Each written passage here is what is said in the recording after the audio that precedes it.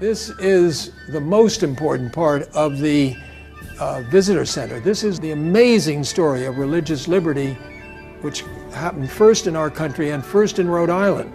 It's not Virginia, it's Rhode Island where it all began. It began with two extraordinary men, Roger Williams and John Clark.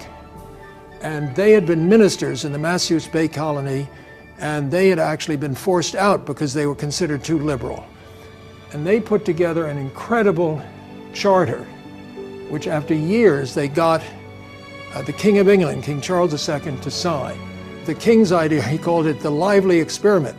He was very worried about it because here was a state or colony being formed, separating the church from the state, which was a revolutionary idea. Even today in England, the church and the state are one. And he finally agreed to sign it because it was so far away. These very liberal and revolutionary ideas wouldn't infect his kingdom. And on both sides, we have screens that will tell you the whole story of not only religious freedom and liberty, but particularly the story of the George Washington letter. After the Constitution was signed, all the leaders, including George Washington, wanted a Bill of Rights. Now, a lot of people think it was just Thomas Jefferson, but we have letters that George Washington wrote to all kinds of religious organizations talking about the Bill of Rights.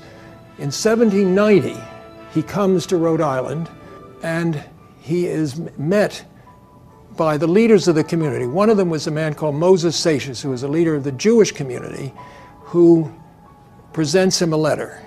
George Washington answers that letter a few days later, and this is the most beautiful letter one could ever read in the history of religious freedom. And for the first time, it expresses the views of all the founders, and it's the first time the head of state ever has expressed such views as this, where you would have freedom of religion, freedom of press, freedom to think and be what you want. And in due course, in 1791, with all the founding fathers and all the legislatures finally agreeing to this, the Bill of Rights, which is an amendment to the Constitution, was passed.